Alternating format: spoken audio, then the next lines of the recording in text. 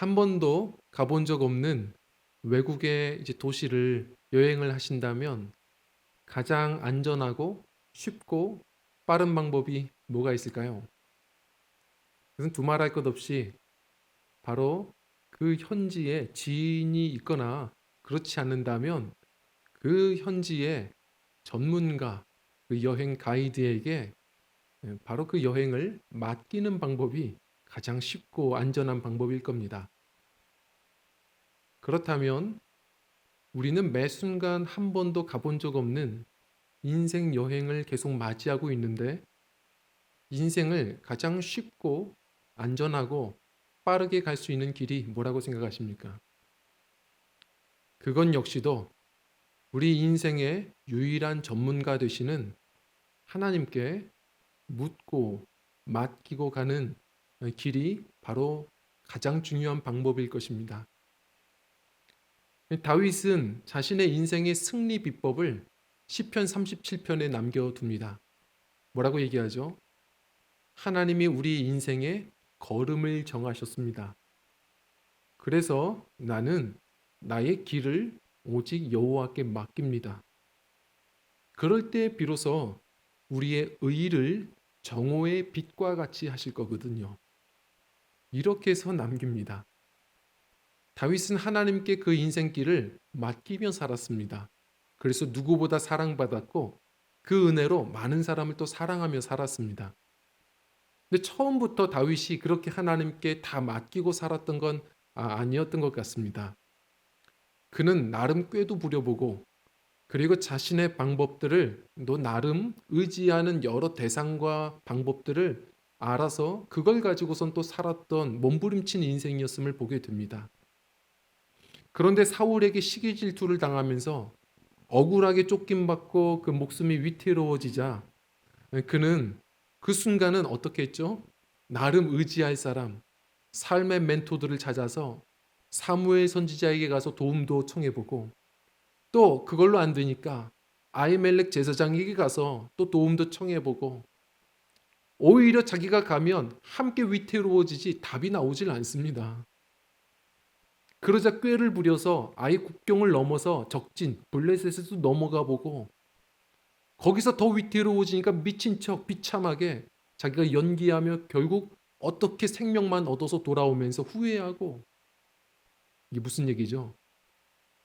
다시 말해 하나님께서 그가 의지했던 모든 방법과 대상들을 하나씩 지워간 겁니다.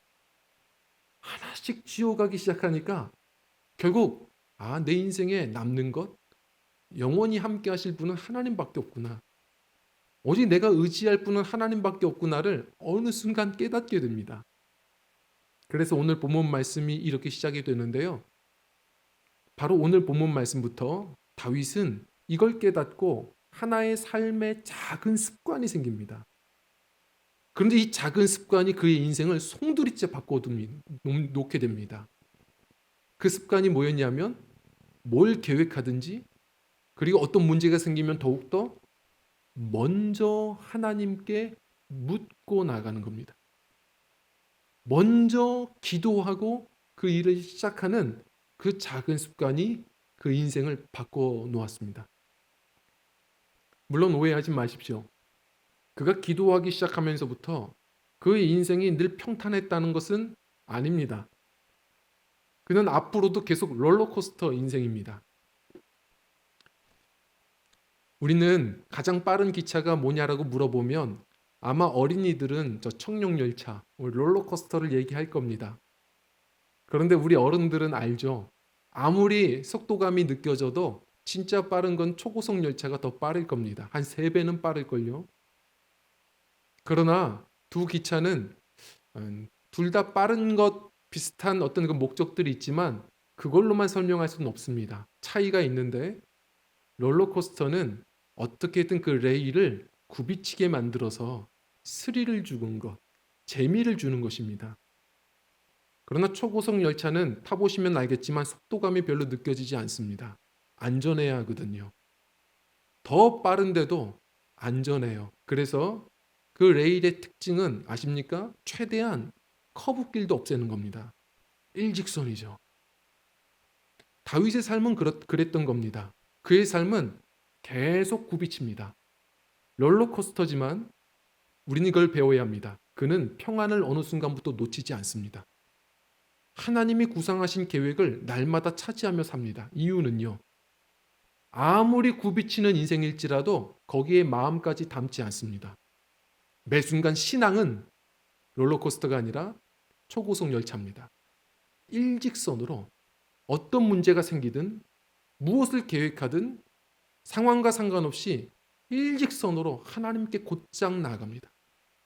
그래서 어떤 일이 있어도 그의 작은 습관, 먼저 하나님께 곧바로 나아가 기도하면서 그는 평안도 놓치지 않고 주님 주시는 뜻대로 순종하는 삶을 살아갔던 것이죠.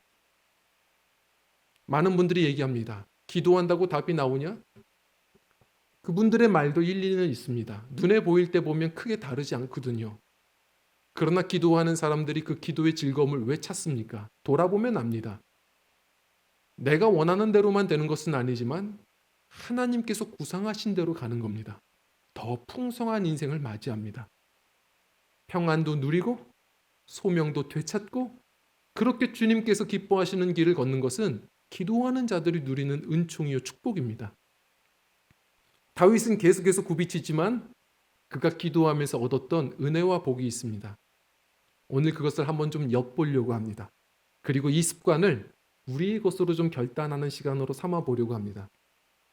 도대체 그가 어떤 기도하면서 누렸던 복이 무엇일까? 그래서 첫 번째인데요. 우리 한번 1번 같이 읽어보겠습니다. 시작. 때로는 누군가의 응답으로 이끄십니다. 이게 무슨 얘기죠? 제가 지금도 잊지 못할 예수 전도단의 크리스트 김 선교사님의 한 예화가 있습니다. 제가 신학생 시절에 그 예화 듣고선 그 다음부터 더 기도의 소중함을 알았던 것 같아요. 이 선교사님 뭐라고 그때 얘기를 했냐면 한 번은 이분이 늘 이제 기도하는 습관이 있다 보니까 한 번은 이제 슈퍼에 갔는데 자기 혼자 살아요. 여자분 혼자 사는데 그런데 그날따라 그렇게 먹지도 않는 우유를 사고 싶은 마음이 들더랍니다. 하나님이 주신 마음인가? 한번 사실 실험도 해보고 싶어서 우유를 이렇게 구입을 했어요. 그리고 운전하여 집으로 가는 길에 평소 습관처럼 시간을 아끼려고 내 습관처럼 눈 떴지만 하나님과 기도하며 가는 거예요. 그런데 하나님이 이상한 마음을 주세요. 그날따라 우회전. 그래서 정말 한번 순종해보고 오른쪽으로 한번 낯선 길로 가봅니다. 좌회전. 그런 마음을 주셔서 또 좌회전을 했대요. 한번 해보는 거예요. 주시는 마음대로. 거기 멈춰라. 그래서 멈췄대요. 근데 낯선 집이래요. 초인종을 누르고 그 우유를 줘라. 그런 마음, 신비한 마음을 주셔서 한번 실험도 해보고 싶어서 초인종도 눌러보고 하는데 생각과 달리 험상궂은 아저씨가 나오는 거예요. 그래서 잘못 걸렸다. 내가 요즘 영성생활이 잘못됐나 보다. 이런 생각을 하는데 피할 데가 없어서 얘기했답니다. 제가 사실은 선교사고요. 기도하다 보니까 이런 마음을 주셨어요. 이 집에 이 우유를 좀 주라는 하나님이 주시는 마음이 있었습니다. 그랬더니 갑자기 그 험상궂으신 분이 퉁명스러웠던 그분이 펑펑 우시기 시작하는 거예요. 그러면서 얘기를 들어보니까 이 일을 해도 안 되고 저 일을 해도 안 돼서 그런데 아이 하나는 낳았고 이 아이에게 먹일 우유조차 없어서 하나님을 원망하고 있었대요. 그렇게 원망하고 있는데 지금 이 모습을 보니까 하나님은 살아계심이 분명하다. 그래서 이분이 오히려 그 순간에 어떤 그런 위로를, 그런 은혜를 얻었음을 우리에게 보여주더라고요. 성도님도 기억하셔야 합니다. 저도 목회해보면서 느끼지만 기도해보면 해볼수록 하나님은 분명한 게 있어요. 사람을 통해 일하세요. 사람을 통해서 우리에게 응답하실 때가 참 많은데 그것을 조금 반대로 생각해 보죠. 하나님은 더 많은 시간 기도하는 자들을 통해서 더 많은 사람들의 인생에 응답을 베푸시는 하나님이시라는 사실입니다. 우리는 내가 원하는 것만을 생각을 할 때가 참 많죠. 그러나 그러다 보면 아십니까? 우리의 인생을 뒤를 돌아보면 열매는 아무것도 없을 거예요. 우리를 아셔서 때로는 기도하는 그 인생들에게 때로는 우회전 좌회전 원치 않은 길로 좀 되돌아갈지라도 돌아가는 길일지라도 낭비함 없이 돌아보면 오히려 많은 사람에게 또한 복을 나누는 하나님이 소명이 있는 인생들로 우리를 이끌어가고 계심을 기도하는 사람들은 깨닫는 겁니다. 2절 말씀을 좀 잠시 읽어봤으면 좋겠습니다. 2절입니다. 같이 읽겠습니다. 시작. 이에 다윗이 여호와께 묻자와 이르되 내가 가서 이 블레셋 사람들을 치리이까.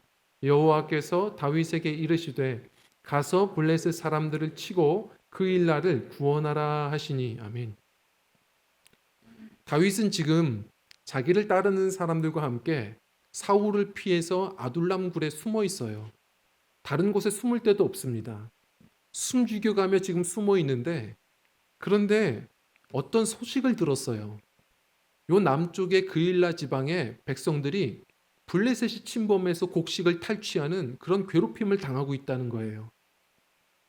다윗이 화가 나요. 지금 이 그일라 땅은 이스라엘의 유다 지파 땅이에요. 형제 유다 백성들이 지금 괴롭힘 당하고 있어요. 신기하지 않으세요? 왕인 사울은 자기 백성이 괴롭힘 당하는데 가만히 있어요. 이미 성령의 사람 다윗이 이미 이스라엘의 택한 백성의 왕의 마음을 가졌던 거예요. 슬픈 마음이 들고 도와주고 싶은 거예요. 그래서 그가 어떻게 할까 고민하다가 다윗이 변했어요. 화가 난다고 바로 달려가지 않고 하나님 앞에 먼저 기도하는 거예요. 하나님, 아무리 선한 일이지만 하나님, 이게 하나님의 뜻입니까? 가서 도와줄까요? 그랬더니 하나님이 가서 도우라. 그래서 자기 공동체들에게 쭉 설명을 하니까 다들 난리가 났어요. 지금 우리 코가 석잔데 지금 가서 그들 돕다 보면 탈로 나서 사울이 쫓아올 텐데 그러면 안 됩니다. 자, 보세요. 논리적이거든요. 그들의 얘기가 합당해요. 그런데 다윗은 그들의 이야기를 무시하지 않고 듣기는 듣지만 그렇다고 그 말에 그냥 치우치지도 않아요. 그렇다고 내 말을 거역해 화를 내지도 않아요. 믿음의 사람들을 보세요. 믿음의 사람들은 사람들의 말 소통해요. 소통하지만 그 말에 치우치지도 않아요. 믿음의 사람들은 자기 고집에도 우리가 치우치지 않습니다. 어떻게 해요? 다윗은 그 얘기를 듣고 나서 다시 하나님께 나아가요. 또 기도하니까 하나님이 가서 도와줘라. 똑같은 얘기를 하세요. 우리가 배워야 해요. 기도하는 사람들의 특징입니다. 고집 부리지 않아요. 다른 사람들과 충분히 소통하지만 거기에 치우치지도 않아요. 기도하고 하나님이 결제하시는 대로 움직여요. 자, 그런데 기도하는 사람들의 특징이 이렇다니까요. 하나님께서 주시는 응답이면 다윗은 이렇게 확신이 있었던 거예요. 자꾸 상황은 막막하지만 기도할 때마다 반복적으로 주세요. 기도하다 보면 계속 평안을 주시고 반복해서 말씀해 주세요. 그리고 그게 정말 하나님 뜻이면 어떻게 돼요? 또 기도하고 설득하잖아요. 어느 순간 공동체가 한 마음이 돼요. 조급하지 않아요. 기도하며 결국 하나님이 주신 뜻이 합당하면 한 마음이 되어서 함께 주의를 이뤄가게 되죠. 다윗은 그런 기도하는 지도자였고 그래서 함께 설득하여 공동체들을 데리고 가서 도와줘서 그일라 거민들을 구출해내는 위대한 기적을 일으키고 나중에 왕이 될 때 바로 이 지역에 덕을 쌓는 귀한 공적까지 올립니다. 혹시 이 사람을 아시나요? 용감한 형제죠. 이제 청년들부터는 다 너무 익숙하게 아는 히트곡의 어떤 그런 제작의 달인입니다. 이 사람 모르는 사람 없을 거예요. 근데 한 번은 저희 사역자 이 단톡방에 이제 홍경희 집사님이 한번 소식을 정보를 알려주셨어요. 사역자들이 문화에 너무 뒤떨어지니까 한번 이 소식을 알려주려고 알려주셨어요. 제가 보내주신 그 간증을 제가 보면서 깜짝 놀랐어요. 뭐에 놀랐냐면 이 친구도 크리스천이었어? 놀랬어요. 물론 사람을 외모로만 평가해서는 안 돼요. 물론 저도 외모로만 보자면 때로 목회자가 아닐 때가 있거든요. 그런데 이 친구는 보면 아시겠지만 외모부터가 너무 용감해요. 말 그대로 용감합니다. 정말 이 스포츠 머리에 눈매도 매섭고, 그리고 그냥 그 정도가 아니라 몸에 큰 문신들이 있죠. 크리스천이 아닌 줄 알았어요. 근데 얘기하다가 이제 새롭게 하소서라는 간증에 나와서 이렇게 설명하는 내용이었는데 그 순수함에 많이 놀랐어요. 이런 얘기를 합니다. 어렸을 때부터 어머니 손 끌려서 교회를 갔대요. 그런데 지금 와서 보면 그 어머님도 사실 제대로 신앙생활을 안 했었던 것 같아요. 왜냐하면 그 크리스마스 때 산타클로스 할아버지가 이렇게 분장하고 이렇게 선물을 주는데 저분이 누구야 그랬더니 엄마가 저분이 하나님이라고.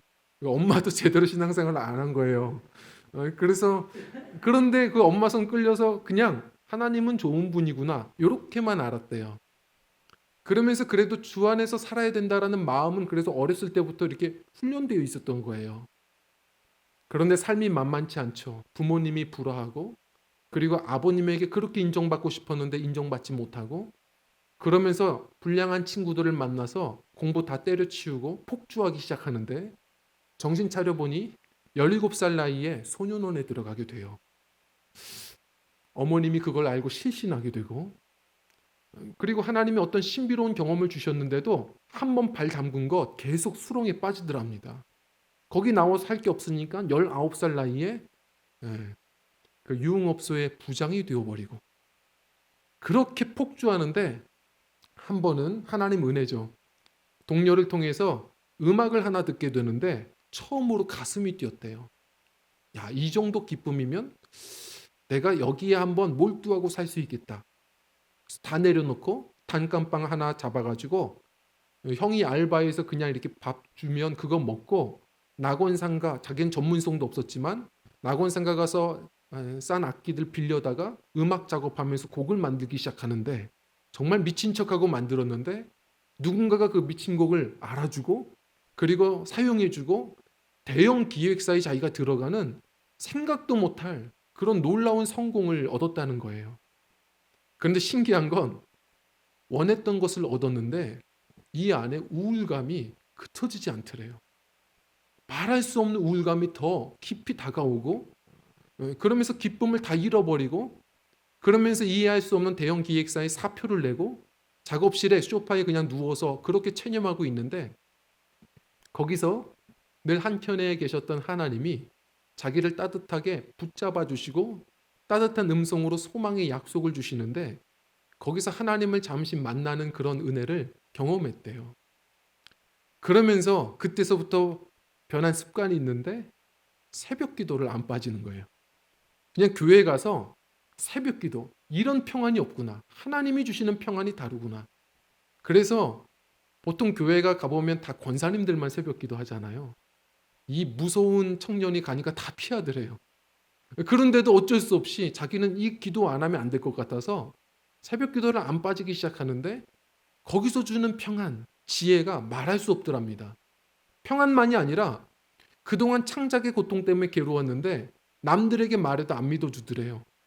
갑자기 어떤 영감을 주셔서 바로 집에 가서 이렇게 작곡을 하다 보면 5분 만에 곡이 완성이 되는데 그게 1등 곡이 되고 막 하더래요. 남들은 안 믿는데 하나님께서 내게 주신 지혜라고. 아무도 안 믿는데요. 근데 자기는 안답니다. 이 실력은 자기 게 아니고 이렇게 해서 벌은 돈은 자기 게 아니라는 걸 알게 됐대요. 그래서 함부로 쓰면 안 되겠다. 그래서 그 순간부터 주를 위해서 살아야지. 이 생각 하나의 마음이 들더랍니다. 지금까지도 다른 사람에게 피해는 주지 말자가 자기에게 원칙이었는데 기도하면서 하나가 바뀌었대요. 다른 사람에게 도움을 주며 살아야겠다. 왜? 나의 삶은 하나님이 주신 거고 이 재정도 주님의 것이니까. 그러면서 미루지 말고 지금부터 할 일이 뭔가를 기도하면서 찾는데 하나를 주시더래요. 아, 그때 무명 음악인이었던 시절에 이미 하나님이 나에게 보여주신 게 있구나. 낙원상가. 낙원상가 가보셨어요? 그 근처에 수없는 노숙인들이 있거든요. 그래, 이것부터 하자 해서 자기가 번 돈으로 그렇게 음식들을 막 준비해서 밥차 만들어서 거기다가 예수 믿으세요. 행복해져요. 이런 글씨를 다 적어가지고 나눠주는데 처음으로 인생에 벅찬 행복을 경험했답니다.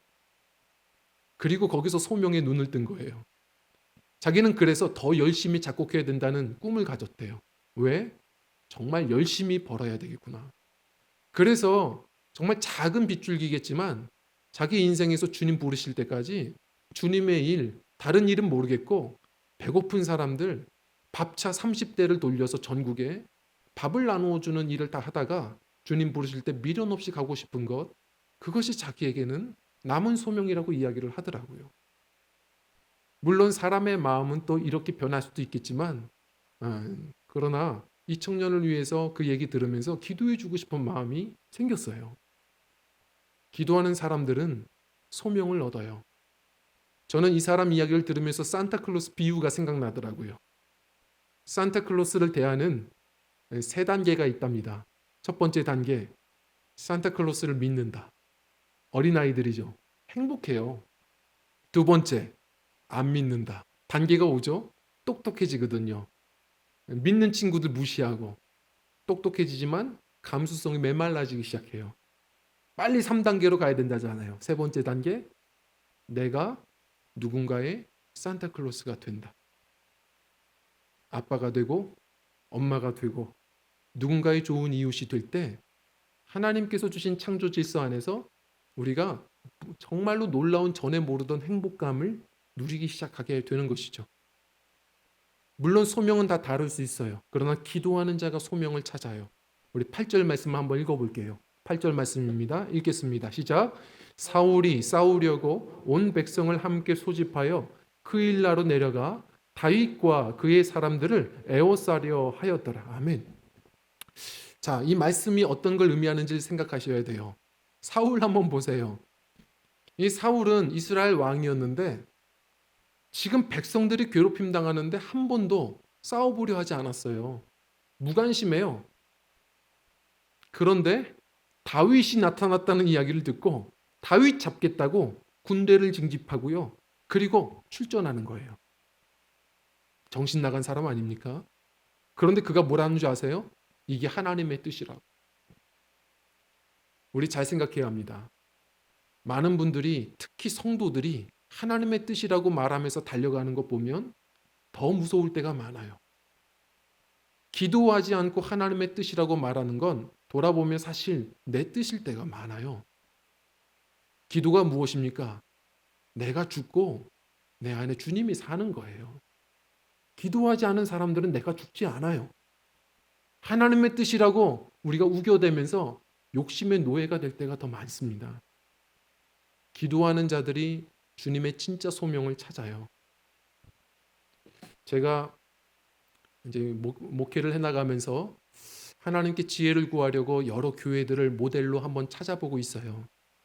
그 중에서 요즘에 또 가슴이 뜨거워졌던 교회 중에 미국 LA에 두 교회가 조금 이제 눈에 좀 들어왔어요. 두 교회는 서로가 너무 달라요. 우선 첫 번째 교회는 저 뉴시티 철치라는 교회가 있어요. 한인 2세 목사님이세요. 사실 이분은 얘기를 들어보니까 변호사 시절에 그냥 평탄한 길을 걸었는데 기도하다가 소명을 얻었어요. 다 내려놓고 이제 목회자가 되려고 신학교 가신 거예요. 그리고 큰 한인 교회에서 제 2세들 영어 설교하며 그렇게 목양을 같이 도와드렸는데 그러다가 꿈이 생긴 거예요. LA에 빈민가, 저 노숙자들, 그들을 위한 목회자도 필요하겠다. 그들을 위한 교회도 필요하겠다. 왜요? 노숙인들을 받아주는 교회는 없어요. 왜? 오자마자 냄새가 심해요. 사실 그래서 노숙인 전문 교회들도 필요해요. 왜냐하면 또 디톡스를 시켜야 되고요. 전문가들이 함께 또 붙어서 도와줄 필요가 있어요. 치료를 해줘야 돼요. 그런데 그런 비전이 생긴 거예요. 그래서 이분이 교회는 이분에게 100명 성도님을 파송해 주기로 약속을 하는데 이분이 제가 할 사역들을 들으시면 같이 할 사람이 없을 거라고. 네, 사람은 안 받겠습니다. 성도는 안 받고 재정만 지원해 주세요. 그래서 재정 지원 약속을 받고 가는데 오히려 같은 마음을 가지고서 성도들 한 15분이 같이 함께하게 되고 그러면서 이 다운타운가에 그곳에 안전하지 않은 그곳에 6개월 동안 먼저 개척하지 않고 6개월 동안 함께하는 동역자들과 곳곳 사거리만 만나면 같이 그 지역을 위해 기도하는 6개월 동안 기도하는 시간들을 갖다 보니까 한 마음이 되고 그러면서 개척이 시작되다 보니까 정말 이게 이루어질까 싶었는데 노숙인들이 찾아오는데요. 휠체어 끌고 막 와서 예배 드려요. 우리를 받아주는 교회가 있구나. 와요. 근데 그게 신기한 게 아니라 그렇게 오는데 놀라운 것은 그들을 섬길 만한 동역자들, 화이트 칼라들이 같은 복음의 열정 가지고 같은 소명 가진 사람들이 한켠에서 그 냄새 나는 곳에서 같이 뜨겁게 예배해요. 신비로운 곳이죠. 그래서 간증할 때마다 다들 울어요. 왜냐하면 다 놀라운 스토리가 있거든요. 한 번은 그 교회에 가서 정말 탐방해 보려고 어떤 목사님이 갔는데 정말 눈물이 난대요. 임명식인 거예요. 한 공동체의 또 리더로서 임명이 되는 임명식인데 그분이 간증을 하는데 똑같은 노숙인, 꿈도 없었고 삶의 의지도 없었는데 이 교회에 와서 사랑받으면서 이것이 다 회복되었고 예수님 사랑도 얻게 되었고 이렇게 리더로 부름도 받았다고 말끔하게 변화된 그 모습을 보면서 사람들이 또 놀랍게 은혜를 함께 나누고 감동한다는 이야기를 듣게 되었습니다. 또 하나 제가 본 전혀 다른 교회가 있는데 바로 리얼리티 철치라는 LA의 또 하나의 교회가 있어요. 이곳은 할리우드에 있어요. 이 교회는요. 할리우드는 다들 아시겠지만 상당히 음란한 도시라고 말해요. 그리고 정말 그런 영적인 분위기가 있는지 어느 곳보다도 젊은이들이 교회를 아주 그냥 순식간에 떠나는 교회예요. 젊은이들이 교회를 오지 않아요. 그런데 그곳에 강당을 빌려 예배하는데 젊은이 선교의 어떤 소명이 있죠. 1,500명 그 좌석이 꽉 차는데 3부 예배가 그렇게 꽉 차 진행이 돼요. 어떻게 그게 감당이 될까? 가능해질까? 이 목사님이 얼마나 보수적인지 찬양할 때부터 달라요. 저 무대를 보시면 알겠지만 우리도 배울 필요가 있어요. 찬양 팀들이 누구도 얼굴이 보이지 않아요. 조명을 다 꺼요. 그 앞에 조명을 찬양팀을 비추지 않아요. 그냥 가사만 비춰요. 오직 영광은 주님께. 찬양을 오직 주님께만 집중하고 다들 찬양하는 거예요. 그리고 나서 조명이 앞에 비치면 이제 목사님이 겸손하게 설교하시는데 재미없어요. 클래식하게. 우리 성도님들이 아마 그렇게 들으시면 한 10분 안에 주무실 겁니다. 그런데 복음 안에서 정말 1시간 넘게 설교를 하는데 젊은이들이 다 노트를 꺼내서 설교 말씀을 적어요. 왜냐하면 여기서 들은 말씀으로 대학가에서 캠퍼스 선교사로 자신들이 선교사적 마음으로 증인이 되어 살겠다는 결심을 한 거예요. 자, 그런데 이 일이 어떻게 가능하냐? 찬양도 있고 설교도 있지만 저는 그 다음이 더 중요한 것 같아요. 1시간 예배가 넘쳤는데도 아무도 뭐라 하지 않고 40분 더 가요. 40분 동안 뭐 하냐? 자유롭게 기도해요. 그냥 이쪽에선 기도하고 저쪽에선 찬양하고 또 어떤 친구들은 앞에 사역자들이 있다 보니까 나와서 상담받고 기도받고 뜨겁게 기도해요. 그러다 보니 그냥 예배에 와서 은혜의 강에 발만 담그고 가지 않고 다 깊이 은혜를 누리고 자기들에게 주신 오늘 내게 주신 주님의 음성과 그 소명을 붙들고 나가는 거예요. 그러다 보니 그냥 교인이 아니라 다 증인이 되어 살아요. 젊은이들이. 그러다 보니 이 목사님도 그래요. 이 목사님이 사실은 지금 담임하시는 목사님은 일대 목사님이 아니세요.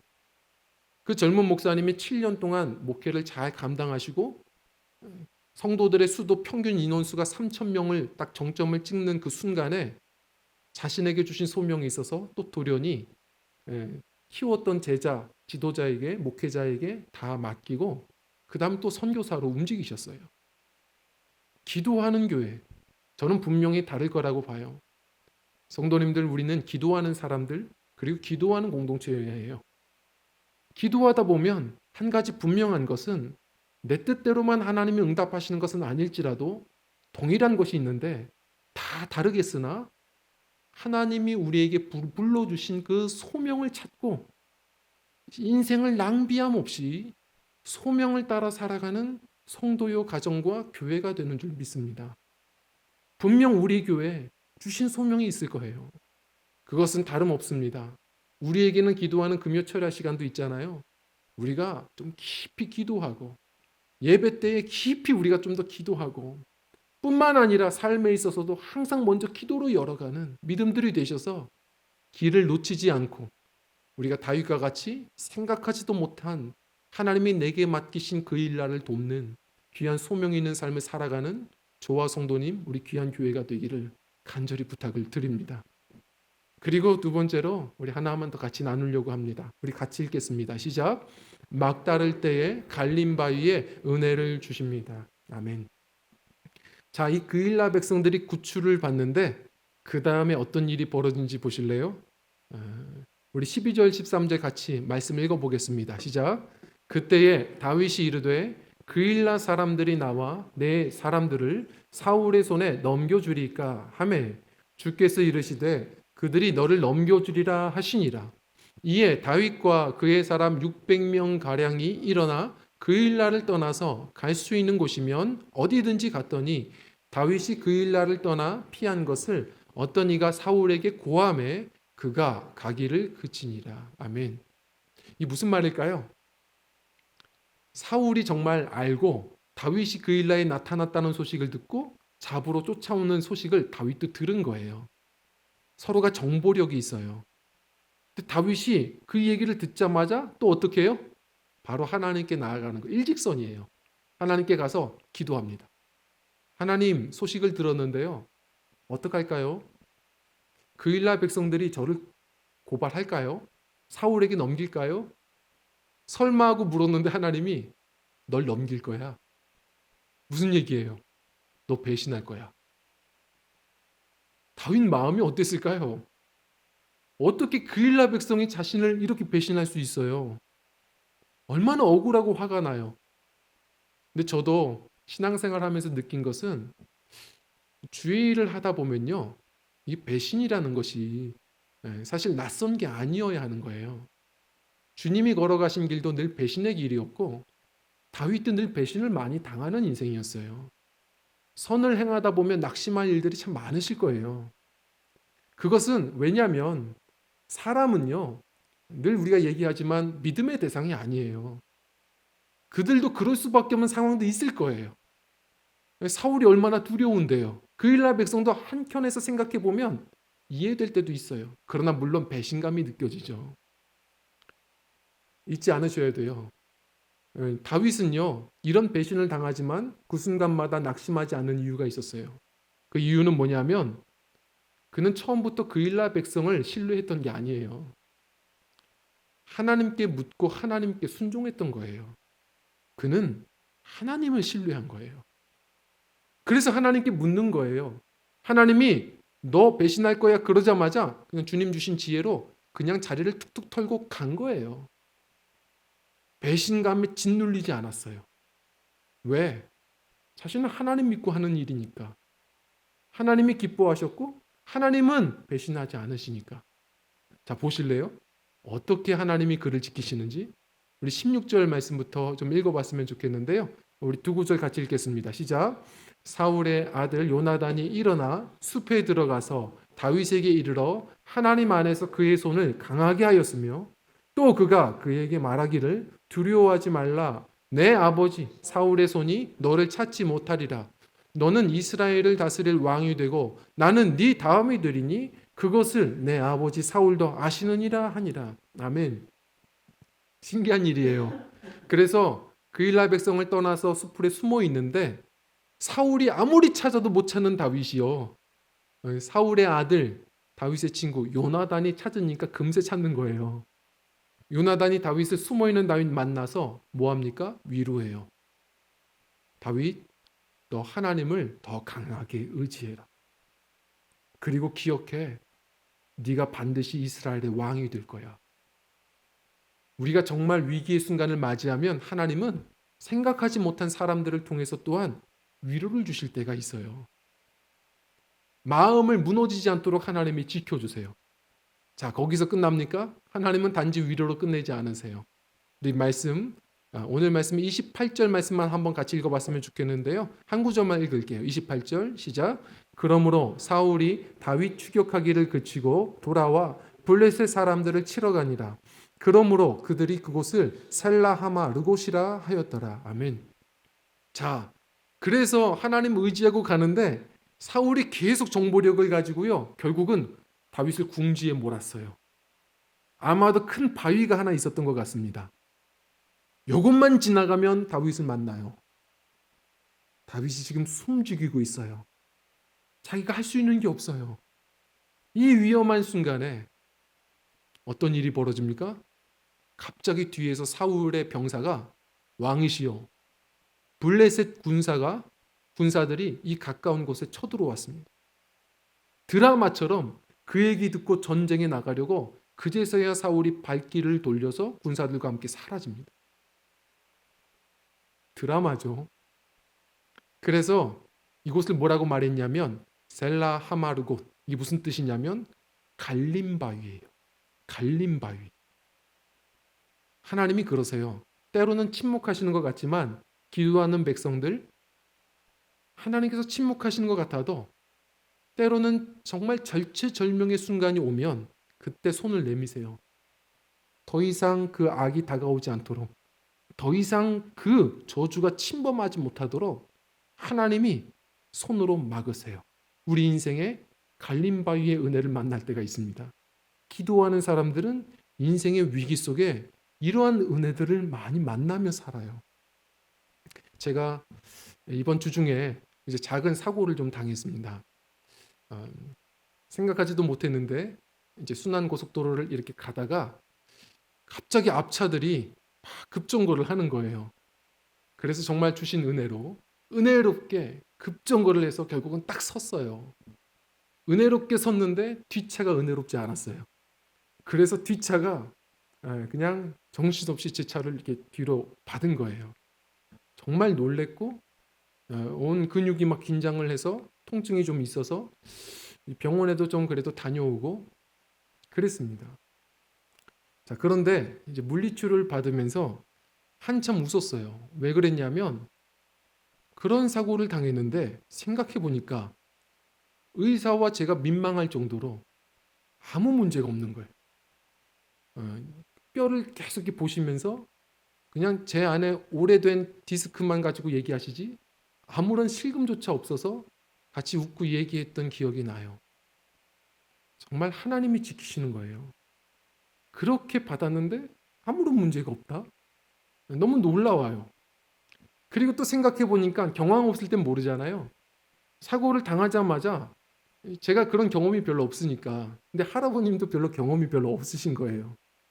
둘이 1차선인데 거기서 사고 내자마자 둘이 나와서 옆에 차들이 쌩쌩 달리는데 한참 어떻게 할지 몰라서 둘 다 어떻게 해야죠? 이거 어떻게 해야 돼요? 서로가 한참 그 도로 1차선에서 상담했던 생각이 나는 거예요. 지금 와서 돌아보니까 2차 사고 안 난 게 얼마나 다행인지 몰라요. 대처를 못해요. 생각해 볼수록 은혜인 거예요. 그래서 집으로 와서 다시 생각해 보니까 기도하는 시간에 가만히 기도해 보니 누군가 나를 위해 기도하고 있구나. 그런 생각이 들더라고요. 우리 서로가 기도하는 이것이 얼마나 큰 복인가를 다시 한번 생각해 보게 되더라고요. 또 이때를 위한 기도였구나 생각도 들더라고요. 기도했던 그의 인생의 삶이 바로 이때를 위한 보험이었구나라는 생각도 들더라고요. 제가 목회를 하면서 이런 생각을 한번 해본 것 같아요. 정말 하나님 앞에 좋은 마음을 가지고서 목회를 해나가려고 해도 이럴 때가 있겠구나. 제가 제 자신을 조종할 수 없는 사고, 질병, 수많은 어려움들도 있겠구나. 그러나 그 순간마다 하나님께서 지키시고 보호하셔야 또 가는 것이지 그런 거구나. 기도하지 않고서는 할 수 없는 일들이구나. 라는 생각을 다시 한번 해보게 된 것 같아요. 우리 성도님들 어떠신가요? 인생에 굴곡이 없진 않아요. 그러나 기도하는 인생들은 그렇게 내가 생각하지 못한 순간순간마다 하나님이 붙으시는 그런 갈림바위의 은혜를 만날 때가 많은 것 같습니다. 저는 이번에 드러난 사건을 통해서도 생각할수록 하나님의 손길이 경험되더라고요. 그래서 이런 생각도 들어요. 천국에 가면 더 많이 놀랄 것 같아요. 우리는 그냥 스쳐 지나가는 인생들이잖아요. 근데 천국에 가서 하나님이 우리 인생을 파노라마처럼 보여주시면 맥스 루케이도 목사님이 말씀하신 대로 우리는 연일 이마를 칠 거예요. 아, 그렇구나. 왜요? 우린 몰랐거든요. 내가 알지 못한 순간에도 이런 위기가 있었구나. 아, 이런 병이 있었는데 그냥 사라졌구나. 아, 그때 몸이 아프지 않았으면 난 더 큰 사고를 당했겠구나. 우리가 천국에 가서야 깨닫는 은혜가 또 얼마나 많을까를 생각해 보게 됩니다. 성도님들, 기도하는 인생들은 소명도 얻지만 매 순간 주 은혜 안에서 소망도 얻으며 사는 것 같습니다. 기도하는 믿음, 기도하는 인생, 우리의 오늘의 작은 결단이 우리 소망 있는 인생으로 나아가는 좋은 밑거름이 되리라고 믿습니다. 우리는 기도하는 사람 하면 딱 한 사람 떠오르죠. 조지 뮬러 목사님. 5만 번 기도의 응답자. 저는 그분을 많이들 아시고 좋아하시는데 제가 좀 이렇게 물어보면 가끔 우스울 때가 있어요. 많은 분들이 뭘 부러워하는 줄 아세요? 아, 그렇게나 많은 응답을? 이렇게 해서 놀라세요. 그러나 그 질문을 좀 바꾸면 어떨까요? 아, 그렇게 많은 기도를? 그분이 얼만큼 기도했는지를 우리는 때로는 놓칠 때가 많아요. 그분이 수없는 명언을 남기셨지만 저는 잊지 못할 하나의 명언이 지금도 기억에 남습니다. 뭐라고 하셨는지 아세요? 어느 순간에도 하나님보다 앞서지 마십시오. 어느 순간에도 기도보다 앞서지 마십시오. 성도님들, 기도보다 앞서는 인생은 영적인 업사이드입니다. 축구 경기에 아무리 이 공격수가 관중들이 환호를 하고 그리고 공이 제대로 날아오고 찬스가 보이고 그래서 어떻게 그물망을 가르며 골을 넣었어도 수비수보다 앞서 있다고 판정되면 비매너, 반칙, 심판의 휘슬이 불어지고 옵사이드 판정 모든 것이 무효됩니다. 신앙인의 옵사이드가 뭔지 아십니까? 내 앞에 수비수를 둬야지를 긴장하는 게 아닙니다. 하나님이 앞에 계신지를 늘 긴장하는 겁니다. 하나님보다 앞서면 아무리 주변의 사람들이 내게 박수를 쳐주고 내 인생에 기회가 보이고 설령 어떤 성과를 누릴지라도 경험해 보신 분들은 알 겁니다. 하나님이 휘슬을 한번 부시면 그 인생이 순식간에 무효될 때가 많습니다. 우리 인생 가장 쉽고 편하고 안전하게 여행하는 방법이 무엇이겠습니까? 하나님께 묻고 맡기고 걸어가는 길입니다. 기도하여 승리하시는 복된 믿음의 신앙여정 되시기를 간절히 축원합니다. 우리 함께 찬양하고